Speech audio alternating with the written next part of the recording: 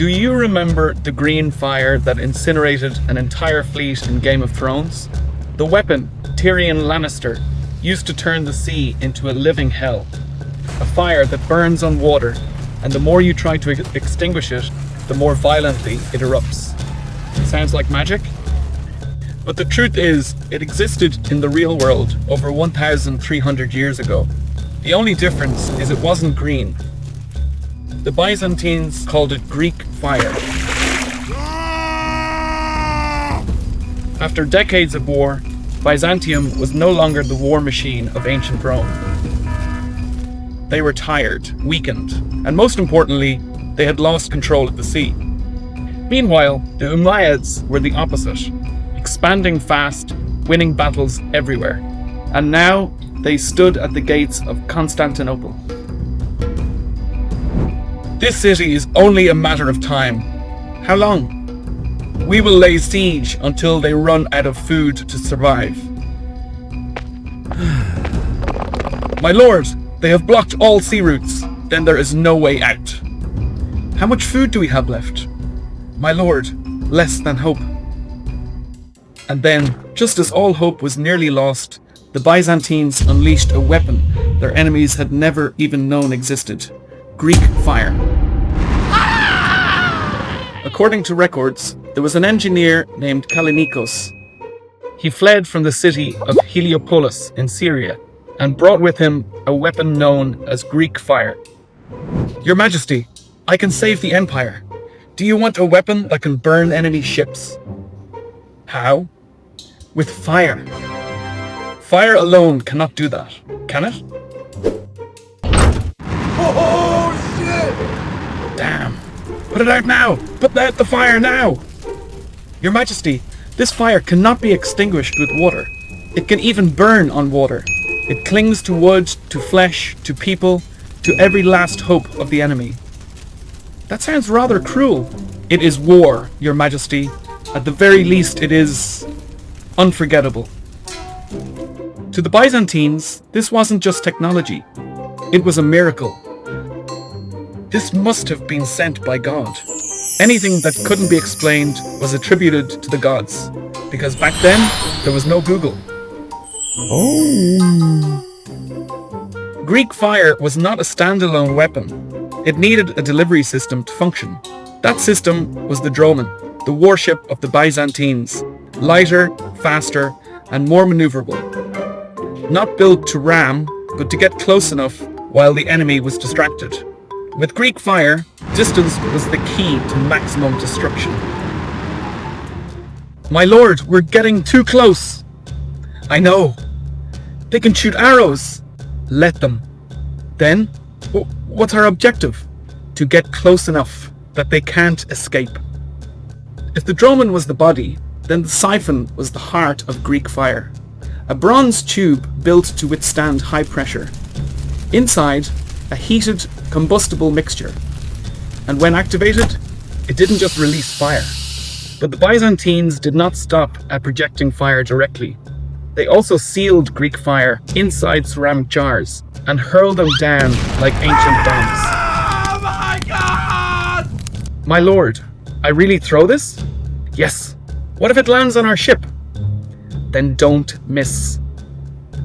After years under siege, Constantinople was pushed into a corner with no way out. The Byzantines were locked in like a city cut off from the world. And then, in the year 678, they decided to unleash the weapon they had kept secret for so long. Fire!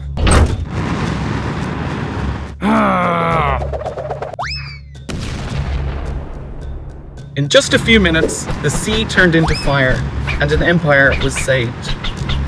After being burned once in 678, you'd think the Umayyads would learn their lesson. But no, they came back stronger, larger, and even more confident. This time, we are well prepared. Prepared for what, sir? Mentally. Oh man! The second siege began. The Umayyad fleet blocked every supply route, hoping to turn Constantinople into a sealed box. No food, no escape, no future. My lord, They're more numerous than last time. Yeah, but we've got better gear this time. And then, history repeated itself. But this time, Byzantium didn't just defend, they struck first. The flames rose again, still burning, still spreading, still impossible to extinguish. And this time, the Umayyads weren't shocked anymore, just more desperate. Wait! Why is it still burning?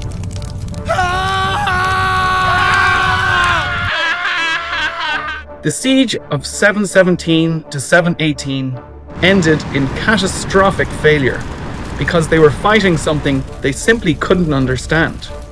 And if you think after 2 times getting grilled alive, other nations would learn their lesson. No. I heard Constantinople is rich. I heard they've got some strange weapon. Probably exaggerated.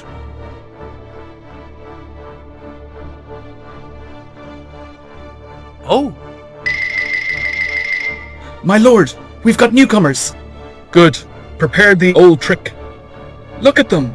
Just some bronze tubes. Decoration, maybe? Within minutes, the sea turned into hell once again.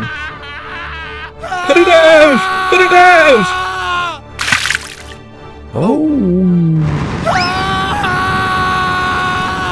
From that moment on, Greek fire was no longer just a weapon. It became a legend. But powerful doesn't mean safe.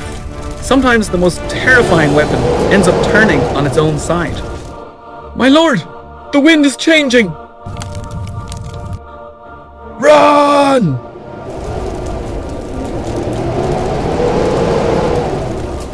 For nearly 800 years, Byzantium guarded Greek fire as a sacred secret. No one outside knew it, and no one inside knew everything. A perfect system to protect it from enemies. But in 1204, the enemy was no longer outside. My lord, the Crusaders have reached the city centre. Protect the archives. Protect the workshops. The libraries were burned, the workshops destroyed, the people who held the knowledge were killed, captured, or disappeared in the chaos. And because no one knew the full process, no one could rebuild it. And just like that, a technology that once terrified the world vanished. Not because it was defeated, but because no one remembered how to make it anymore. Greek fire wasn't just a weapon, it was proof that in war, the right idea at the right time can be worth more than an entire army. There's one lesson here. Stop fighting people whose technology you don't understand.